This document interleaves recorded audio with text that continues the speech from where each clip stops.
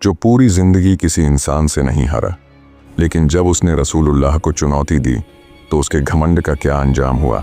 अरब में एक शख्स था, रुकाना। ताकत ऐसी कि पूरी मक्का उसकी कुश्ती देखने जमा हो जाती थी। लोग कहते थे रुकाना को कोई गिरा नहीं सकता, लेकिन उसका दिल घमंड से भरा था और वह रसूलुल्लाह की दावत हक की तौहीन करता था। एक दिन जंगल के रास्ते पर उसकी मुलाकात हुई रसूलुल्लाह से। आपने उसे अल्लाह पर ईमान और सच्चाई का पैगाम सुनाया।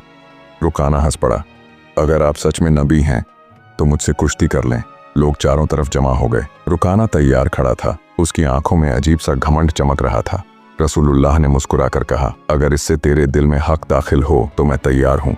मुकाबला शुरू हुआ और चंद पलों में वह ताकतवर पहलवान धड़ाम से जमीन पर गिर चुका था। रुकाना अवाक रह गया, ये कैसे? उसने दोबारा कोशिश की, फिर गिरा। तीसरी बार भी वही अंजाम। अब वह कांप रही आवाज में बोला, आपकी ताकत इंसानी नहीं, ये अल्लाह की मदद है। घमंड की जगह हैरत ने ले ली और हैरत की जगह ईमान ने। कुछ ही वक्त बाद रुकाना ने सच्चाई को स्वीकार किया और मुसलमान हो गया।